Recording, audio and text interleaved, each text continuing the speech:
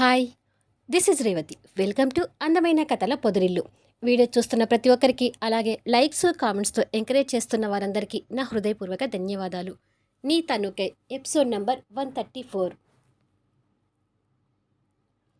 మైథిలి అంటూ కళ్యాణ్ సంతోషంగా దగ్గరికి రాబోతుంటే, మైథిలి ఎర్రబారిన మొహంతో ద్వేషంతో చూస్తూ ఆగు అని గట్టిగా అరుస్తుంది. దాంతో ముందుకు వేయాల్సిన కళ్యాణ్ అడుగులు ఒక్కసారిగా అక్కడితో ఆగిపోతాయి. దగ్గరికి వచ్చావంటే చంపేస్తాను అంటూ మైథిలి ఎరుపెక్కిన కళ్ళతో రగిలిపోతుంటుంది. సంతోషంతో వచ్చిన కళ్యాణ్కి తను ఇప్పుడున్న స్థితి ఏమిటో గుర్తొచ్చి బాధగా మైథిలి వైపు చూస్తుంటాడు.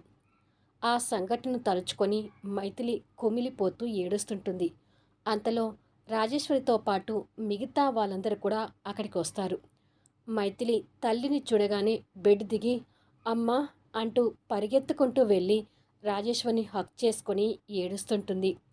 మైథిలి తనని గుర్తుపట్టిందని సంతోషంలో రాజేశ్వరికి సంతోషంతో కన్నీళ్ళు వస్తుంటాయి. అర్జున్, ఆర్య, అనసూయం గారు కూడా మైథిలి నార్మల్ అయిందనే సంతోషంలో ఉంటారు. శ్రేయ సంతోషానికి కూడా హద్దులు ఉండవు. అక్క అంటూ సూర్య కూడా కన్నీటి పరిమవుతాడు. మైథిలి సూర్యని కూడా హక్ చేసుకొని ఏడుస్తుంటుంది. కళ్యాణ్ కూడా అటు బాధ ఇటు సంతోషంతో కూడిన కన్నీళ్ళు వస్తుంటాయి. మైథిలి అందరినీ చూసి చివరిగా కళ్యాణ్ని చూసి కల్లర చేసుకుంటూ దగ్గరికొచ్చి పశువులా కళ్యాణ్ తన మీద పడి బలత్కారం చేయబోయింది గుర్తు తెచ్చుకొని ఆవేశపడుతూ కళ్యాణ్ చెంపన గట్టిగా కొడుతుంది. కళ్యాణ్ మౌనంగా ఆ శిక్షను అనుభవిస్తూ ఉంటాడు. అనసూయం గారు అది తట్టుకోలేకపోతుంటుంది. ఇది కదా నేను కోరుకున్నది అని అనుకుంటుంది శ్రేయ. అమ్మ మైథిలి అంటాడు అర్జున్. మైథిలి ఆవేశంగా అర్జున్ వైపు చూసి, ఏం మీ ఫ్రెండ్ని కొట్టగానే మళ్ళీ మీకు బాధ కలిగిందా? కళ్యాణ్ ఎన్ని తప్పులు చేసినా మీకు మంచివాడే కదా అని అడుగుతుంది కన్నీళ్ళు పెట్టుకుంటూ. వాడు చేసిన తప్పుని మేమేమి వెనకేసుకొని రావడం లేదమ్మా, కానీ వాడు ఇప్పుడు చేసిన తప్పులకు పశ్చాత్తాపడుతున్నాడు, బాధపడుతున్నాడు. ఇప్పుడు వాడు పూర్తిగా మారిపోయాడమ్మా అంటాడు అర్జున్. దారుణాలకు పాల్పడిన తర్వాత మార్పు వచ్చినా ఉపయోగం ఉండదు అర్జున్. ఆ క్షణంలో నన్ను ఏమీ చేయొద్దని దండం పెట్టి ఏడ్చాను. అయినా మీ స్నేహితుడు మనసు కరగలేదు. నా మీద పశువులా పడ్డాడు. ఆ దారుణాన్ని ఊహించుకుంటే ఈ దుర్మార్గుణ్ణి ఇప్పుడే నిలువున చీల్చేయాలనిపిస్తుంది అంటుంది ఆవేశంగా. మైథిలి అలా మాట్లాడుతుంటే రాజేశ్వరి, సూర్య కూడా కళ్యాణ్ వైపు కోపంగా చూస్తుంటారు. పిచ్చిదానిలా ఇతగాడిని ప్రేమించాను, పెళ్లి చేసుకుందామని వేడుకున్నాను, కానీ ఇతను నా శరీరం అనుభవించడానికి నన్ను ఉంచుకుంటానన్నాడు అంటూ కన్నీళ్లు పెడుతుంది. అనసూయం గారు కన్నీళ్ళు పెట్టుకుంటూ దగ్గరికి వచ్చి, వాడు నీ విషయంలో చేసిన దారుణాన్ని నా దగ్గర ఒప్పుకొని పశ్చాత్తాపడ్డాడు మైథిలి. కానీ వాడిప్పుడు పూర్తిగా మారిపోయి నిన్ను ప్రాణంగా ప్రేమిస్తున్నాడమ్మా అని అంటుంది కన్నీళ్ళు పెట్టుకుంటూ. వద్దు, నాకు ఏ ప్రేమ వద్దు. ఇతగాడిని చూడాలంటేనే నాకు అసహ్యంగా ఉంది. అయినా ఇలాంటి దుర్మార్గులు ఇక ఎప్పటికీ మారరు అంటుంది ఆవేశంగా. అమ్మ మైథిలి, తొందరపడకు. ఇన్నాళ్ళు వాడు నిన్ను ఎలా చూసుకున్నాడో తెలియక ఇప్పుడు ఇలా మాట్లాడుతున్నావు అని అంటుంది అనసూయం గారు. అర్జున్ కూడా దగ్గరికి వచ్చి, అవునమ్మా, నువ్వు మతిస్థిమితం కోల్పోయి పిచ్చి పట్టి ఒక కళ్యాణ్ మాత్రమే గుర్తుపట్టావు. కళ్యాణ్ అప్పటి నుంచి ఈ క్షణం వరకు నిన్ను ఓ పసిపాప అనే భ్రమతోనే చూస్తూ వచ్చాడు. ఇప్పుడు నువ్వు మళ్ళీ నార్మల్ అయ్యావంటే దాని వెనక కళ్యాణ్ ప్రాణత్యాగంతో కూడిన సాహసం ఉందమ్మా అంటాడు అర్జున్. ఓ, అయితే ఇతగాడు నాకు భిక్షగా వేసిన ఈ ఆరోగ్యం నాకొద్దు, ఈ ప్రాణాలు కూడా వద్దు అంటూ ఆవేశంగా తలని గోడకు కొట్టుకుంటుంది. మైథిలి ఆగు అంటూ కళ్యాణ్ కంగారుగా తన చేయి పట్టుకొని వెనక్కి గుంజుతాడు. మైథిలి కళ్యాణ్ చేని విసిరి కొట్టి, ఏయ్, నన్ను తాకావంటే చంపేస్తాను అంటుంది కళ్ళెర చేసి చూస్తూ. కళ్యాణ్ ఆ చూపుకు భయపడుతూ చూస్తుండిపోతాడు. మైథిలి ఆవేశంగా కళ్యాణ్ షర్ట్ కాలర్ పట్టుకొని, ఎందుకు నా జీవితాన్ని నాశనం చేయబోయావు? అంత దారుణంగా నాతో ప్రవర్తించడానికి నీకు ఎలా మనసు ఒప్పింది? పశువులా నా మీద ఎందుకు పడ్డావు? చెప్పు చెప్పు అంటూ కళ్యాణ్తో ఆవేశంగా ప్రవర్తిస్తుంటుంది. మైథిలి ప్లీజ్, నీ విషయంలో చేసిన ప్రతి తప్పుకి నేను బాధపడుతున్నాను. పశ్చాత్తాపంతో శిక్ష అనుభవిస్తున్నాను. ఇంకా నువ్వు ఎలాంటి శిక్షలు వేసినా నేను భరించడానికి సిద్ధంగానే ఉన్నాను. కానీ నువ్వు ఈ టైంలో ఇలా ఒత్తిడికి గురి కావద్దు. కాస్త స్థిమితంగా ఉండటానికి ప్రయత్నించు అని కళ్యాణ్ చెప్తుంటే, స్థిమితమా? నువ్వు చేసిన దారుణం పదే పదే గుర్తొచ్చి నా గుండెల్లో గుణపంలా గుచ్చుకుంటూ ఉంటే ఎలా స్థిమితంగా ఉండమంటావు? నువ్వు చచ్చినా కూడా నువ్వు చేసిన దారుణాన్ని మర్చిపోలేను అంటుంది ఆవేశపడుతూనే. డాక్టర్ లోపలికొచ్చి, మైథిలి కూల్, నీకు ఇప్పుడున్న హెల్త్ కండిషన్కి ఇలా ఆవేశపడకూడదమ్మా అంటాడు. మైథిలి ఆ ఒత్తిడికి గురవుతూ స్పృహ కోల్పోబోతుంటే కళ్యాణ్ తనని పట్టుకుంటాడు. డాక్టర్, మైథిలికి అని కంగారుగా అడుగుతాడు. భయపడకండి, ఏమీ కాదు, తన్ని ఫస్ట్ పడుకోబెట్టండి అని అంటాడు డాక్టర్. కళ్యాణ్ తనని ఎత్తుకొని బెడ్ మీద పడుకోబెట్టి ప్రేమగా తన తల నిమురుతూ, నీ బాధ, ఆవేశం నాకు అర్థమవుతుంది మైథిలి. నిజంగానే నీతో పశువుల కంటే హీనంగా ప్రవర్తించాను.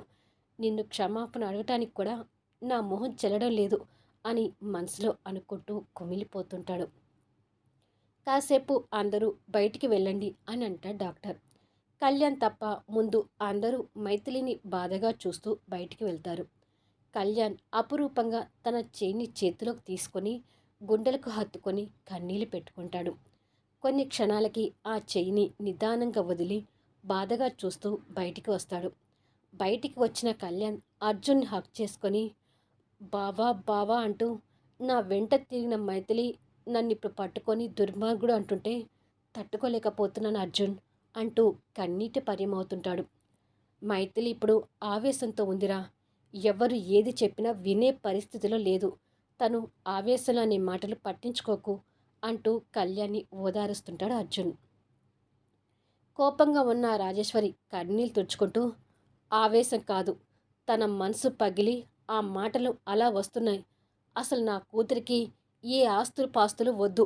నా కూతురు నేను తీసుకెళ్తాను. తను నా దగ్గరే ప్రశాంతంగా ఉంటుంది అని అంటుంది. అవునమ్మా, అక్కని మన ఇంటికి తీసుకెళ్దాం. ఐశ్వర్య నిలయంలో అక్క ఉండొద్దు అంటాడు సూర్య. వాళ్ళు ఉన్న పరిస్థితుల వల్ల అలా వస్తున్న మాటలకి అనసూర్యం గారు కళ్యాణ్ కూడా ఏమీ మాట్లాడలేకపోతుంటారు. శ్రేయ మాత్రం పిచ్చి సంతోషంలో ఉంటుంది. శ్రేయని గమనిస్తున్న ఆర్య కూడా ఆ విషయం అర్థమవుతుంటుంది. కొన్ని గంటలకు మైథిలి మళ్ళీ స్పృహలోకి వస్తుంది. మనసులో బాధ దహించి వేస్తున్నట్టు గుర్తుగా తన కళ్ళల నుంచి కన్నీళ్లు ఏరులా పారుతుంటాయి. కనీసం 2 రోజులైనా కళ్యాణ్ మైథిలికి ఎదురుపడకుండా ఉండమని డాక్టర్ చెప్పడంతో కళ్యాణ్ తన్ని దూరం నుంచే గమనిస్తుంటాడు. రాజేశ్వరి, సూర్య మైథిలి దగ్గర కూర్చుంటారు. అనసూయం గారు అప్పుడే లోపలికి వస్తుంది. మైథిలి కన్నీళ్ళు తుడుచుకొని, అమ్మమ్మ గారు, నాకు బాబుని చూడాలని ఉంది అని అడుగుతుంది ఆశగా. అనసూయం గారు ఇబ్బందిగా రాజేశ్వరి వైపు చూస్తుంది. మైథిలి ఉన్న పరిస్థితిలో రాజేశ్వరి కూడా ఆ విషయం గురించి ఏమీ మాట్లాడలేకపోతుంటుంది. దూరం నుంచి తనని చూస్తున్న కళ్యాణ్కి బాబు గురించి అడిగేసరికి కళ్యాణ్కి మనసులో ఎక్కడో కొంత సంతోషం ఏర్పడుతుంటుంది. త్వరగా బాబుని ఇక్కడికి తెప్పించండి అమ్మగారు, నాకు బాబుని చూడాలని ఉంది అని అడుగుతుంది. సరేనమ్మా, నువ్వన్నట్టే బాబుని చూద్దుగాని అని అంటుంది అనసూయం గారు. కొద్దిసేపటికి అర్జున్ వెళ్ళి బాబుని తీసుకొని వస్తాడు. మైథిలి ప్రేమగా బాబుని ముద్దాడుతూ, నిన్ను చూసి ఎన్నో రోజులు అయినట్టుగా ఉంది నాన్న అంటూ ప్రేమను పంచుతుంది. హైబ్రిడ్ బాయ్ ఏమీ అర్థం కానట్టుగా తల్లి వైపు చూస్తుంటాడు. కళ్యాణ్ దూరంగానే వారిద్దరిని చూస్తూ ఆనందపడుతుంటాడు. కొద్దిసేపటికి కళ్యాణ్ డాక్టర్కి ఎదురుగా కూర్చుని ఉంటారు. డాక్టర్ కళ్యాణ్తో మాట్లాడుతూ, కొన్ని రోజుల వరకు తనని ఎవరు డిస్టర్బ్ చేయకండి. ఆత్మీయంగా ప్రేమ చూపించే వాళ్ళ దగ్గరే మైథిలి కొన్ని రోజులు ఉండనివ్వండి. ముఖ్యంగా మీరు కనీసం 2 రోజులైనా తన కంట పడకుండా ఉంటే మంచిది. ఇక తనని ఇంటికి తీసుకెళ్ళొచ్చు. నేను ఇచ్చిన టాబ్లెట్స్ కొన్ని రోజులు కంటిన్యూగా వాడమని చెప్పండి అని అంటాడు. అలాగే డాక్టర్ అంటాడు కళ్యాణ్. ఆ రోజు సాయంత్రానికి రాజేశ్వరి గారు, సూర్య కలిసి మైథిలిని వాళ్ళ ఇంటికి తీసుకువెళ్తారు. కళ్యాణ్ ఇక ఐశ్వర్య నిలయానికి వెళ్లకుండా ఎప్పట్లా గ్యారేజీలో ఉన్న అతని రూమ్ దగ్గరికి వస్తాడు. ఒంటరిగా కూర్చొని మైథిలి ఆలోచనతో కుమిలిపోతూ కన్నీళ్లు పెడుతుంటాడు. కొద్దిసేపటికి అర్జున్, ఆర్య భోజనం క్యారియర్తో అక్కడికి వస్తారు. కళ్యాణ్ వాళ్ళు రావడం చూసి కన్నీళ్లు తుడుచుకుంటాడు. ఆర్య కళ్యాణ్ భుజం మీద చేయి వేసి, ఉదయం నుంచి ఏడుస్తూనే ఉన్నావు కళ్యాణ్, కాస్త కంట్రోల్ అవ్వరా అంటాడు బాధపడుతూ. చేసిన తప్పులు దహించి వేస్తుంటే ఎలా కంట్రోల్ అవ్వాలి ఆర్య అంటాడు కన్నీళ్ళు పెట్టుకుంటూనే. మైథిలి రియాక్షన్ ఇలాగే ఉంటుందని మనం ముందే ఊహించాం కదా కళ్యాణ్ అని అంటాడు అర్జున్. ఊహించాము. మైథిలి ఎన్ని అన్నా నేను తట్టుకొని నిలబడాలి అనుకున్నాను. కానీ మైథిలి నన్ను ఒక్కొక్క మాట అంటుంటే పూర్తిగా నన్ను నేను కంట్రోల్ తప్పి బాధపడటం మొదలుపెట్టాను. మైథిలి నన్ను అసహ్యంగా చూస్తుంటే భరించలేకపోతున్నాను అంటూ కన్నీళ్ళు పెడుతుంటాడు. ఇప్పుడే అమ్మమ్మ గారి దగ్గర నుంచి వస్తున్నానురా. అమ్మమ్మ గారు కూడా కన్నీళ్ళు పెట్టుకుంటూ కూర్చున్నారు. నువ్వు ఇలా కుమిలిపోతూ ఏడుస్తుంటే ఇక అమ్మమ్మ గారి పరిస్థితి ఏంటో అర్థం చేసుకో అంటాడు అర్జున్. గ్రానీతో నేను తర్వాత మాట్లాడతాను లేరా అంటాడు కళ్యాణ్. ముందు నువ్వు స్థిమితంగా ఉండి తర్వాత అమ్మమ్మ గారితో మాట్లాడు అంటూ అర్జున్ భోజనం బాక్స్ ఓపెన్ చేస్తాడు. నాకు ఇప్పుడు తినాలని లేదురా, భోజనం వద్దు అంటాడు కళ్యాణ్. అలా అంటే కుదరదు, ఉదయం నుంచి ఏమీ తినలేదు అని చెప్పి అర్జున్ బాక్స్ ఓపెన్ చేసి కళ్యాణ్ చేతికి అందిస్తాడు. అర్జున్, ఆర్య బలవంతంతో కళ్యాణ్ ఏదో 2 ముద్దలు తింటాడు. అర్జున్కి స్వామీజీ చెప్పిన మాటలు గుర్తొచ్చి, మైథిలి రాజేశ్వరి గారి ఇంట్లో కన్నా ఐశ్వర్య నిలయంలో ఉంటే మంచిదిరా, తనకు ఇక్కడైతేనే సెక్యూరిటీగా ఉంటుంది అని అంటాడు అర్జున్. కళ్యాణ్ కాస్త ఆశ్చర్యంగా చూస్తూ, సెక్యూరిటీతో మైథిలిని ఉంచాల్సిన పనేంటి? కొన్ని రోజులు వాళ్ళ అమ్మగారి దగ్గరే ప్రశాంతంగా ఉండనివ్వు అని అంటాడు. అది కాదురా, రాజేశ్వరి గారు మాటలు ఎలా ఉన్నాయో తెలుసు కదా, కూతుర్ని పర్మనెంట్గా అక్కడే ఉంచుకునేటట్టుగా ఉన్నారు అని అంటాడు అర్జున్. అలా ఏమీ జరగదులే, మైథిలి తిరిగి తన ఐశ్వర్య నిలయానికి వస్తుంది అంటాడు కళ్యాణ్. అలా వస్తే మంచిదే, కానీ ఎక్కువ రోజులు మాత్రం వాళ్ళ ఇంట్లో ఉండటం కరెక్ట్ కాదు అంటాడు అర్జున్. ఏమిట్రా, ఏదో కంగారుగా మాట్లాడుతున్నావు అని అడుగుతాడు కళ్యాణ్. కంగారు అంటే మైథిలి ఇప్పుడు మిడిల్ క్లాస్ అమ్మాయి కాదు కదా, కొన్ని కోట్లకు వారసురాలు. అటువంటి మైథిలిని సెక్యూరిటీగా ఉంచితే మంచిదని నా అభిప్రాయం అంటాడు అర్జున్ కాస్త బాధపడుతూ. దాంతో కళ్యాణ్ కూడా కాస్త బాధపడుతూ, నువ్వు చెప్తున్నది కూడా నిజమే అర్జున్, నేను మైథిలి పక్కన ఉండలేను కాబట్టి తనకి సెక్యూరిటీ అలర్ట్ చేసే విషయం గురించి నేను గ్రానీతో మాట్లాడతాను అని అంటాడు. కళ్యాణ్ తిరిగి ఆర్య వైపు చూస్తూ, ఇక నువ్వు అమెరికా వెళ్ళిపో ఆర్య, ఇప్పటికే నువ్వు వచ్చి చాలా రోజులవుతుంది అని అంటాడు. నువ్వు కాస్త నీ బాధ నుంచి బయటపడితే నేను వెళ్ళిపోతాను అంటాడు ఆర్య. ఈ బాధ ఎప్పటికీ తగ్గేది కాదు. మైథిలిని బాధ పెట్టినందుకు నేను ప్రతి క్షణం ఈ శిక్ష అనుభవించాల్సిందే. నువ్వు నా గురించి ఆలోచించకుండా అమెరికా వెళ్ళు అని అంటాడు. సరే, వెళ్తే ఏర్పాట్లో ఉంటాను అని అంటాడు ఆర్య. ఇలా కొద్దిసేపటికి ఇద్దరు స్నేహితులు మాట్లాడి వెళ్ళిపోతారు. కొద్దిసేపటికి అనసూరం గారికి వీడియో కాల్ చేసి మాట్లాడుతుంటాడు. మైథిలి ముభావంగా కూర్చొని ఉంటే రాజేశ్వరి ప్లేట్లో భోజనం పెట్టుకుని వచ్చి, కొంచెం భోజనం తినమ్మా అని అడుగుతుంది. నన్ను ఐశ్వర్య నిలయానికి వెళ్ళనివ్వకుండా ఇక్కడికి తీసుకొచ్చావేంటమ్మా అని అడుగుతుంది. నువ్వు అక్కడ ఉండొద్దమ్మా, ఇప్పటి నుంచి నువ్వు ఇక్కడే ఉండు అని అంటుంది రాజేశ్వరి కూతురికి భోజనం కలిపి నోట్లో పెడుతూ. లేదమ్మా, అమ్మమ్మ గారి కోసమైనా నేను అక్కడికి వెళ్ళాలి అంటుంది మైథిలి.